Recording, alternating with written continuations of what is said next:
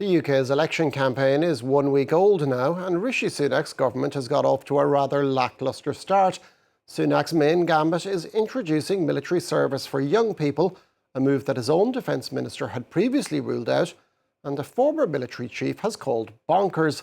The Tories are expected to lose July 4th's election to Keir Starmer's Labour Party. We can bring in now Anthony Travers, Professor in Practice at the London School of Economics Department of Government.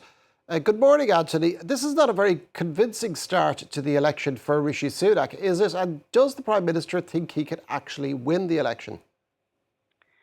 Well, there's no doubt that the Conservatives' beginning, the early part of their election campaign, has had some unfortunate moments in it. Not just the policies, and policies such as national service is popular with a key segment of the voters, particularly older voters who tend to vote Conservatives. It'll harden that up. But separately, he went to Belfast and was filmed just near where the Titanic was built, and that didn't provide a great help to, or great start to the campaign either. But to answer your question, the Conservative Party in Britain is one of the most successful parties in the world. It's existed in its current form since the 1860s and has incredible will, or fights very hard to win. So although the polls show the Conservatives way behind, they won't give up until polling day or after the votes are cast. And of course, those polls have for months now, perhaps even longer, shown that Labour are expected to win. But is there a sense that the opposition could get complacent and maybe things go belly up in the next 5 weeks? Well, given the width of the poll gap between the Conservatives and Labour, the main opposition party, then it is always possible that the polling gap will narrow. In fact, I'd say it's almost certain that the polling gap will narrow over the next 5 weeks. And at that point, people will say, well, perhaps the Conservatives can win again. Remember, they've been in power either alone or in coalition now for 4 years. And, they have been in power between 1979 and 1997 for 18 years. They are very successful at staying in office. But so long has there been this gap between Labour and the Conservatives. I think, in the time-honoured tradition of democracies, it looks as if the electorate think it's time for a change. And Keir Starmer had vowed to steer Labour towards the centre after the left-wing Jeremy Corbyn years. And has this been an electoral success, or is he just benefiting from Tory incompetence? Well, there's a kind of cliche, an aphorism in British politics that oppositions don't win elections, governments lose them.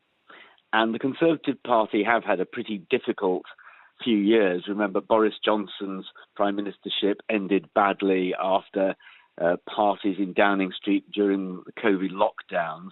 Liz Truss became the shortest serving British prime minister in history because of a disastrous budget. So the current government have been trying to stabilise the situation, Rishi Sunak, the prime minister, to stabilise the situation he inherited. But there is a strong sense, after a government's been in power for a long time, that the electorate just move on. But, as I said earlier, they won't give up without a powerful fight. And they are showing with policy ideas every day that they are trying to create dividing lines with Labour. Labour have modernised themselves. They're not the party of Jeremy Corbyn. But, in the sense they're untried, whereas the current government's in office and people at least know what it's like. And assuming that the Tories do lose, that would probably spell the end of Rishi Sunak's leadership. What direction can we expect the party to take under a new leader in opposition if it so happens?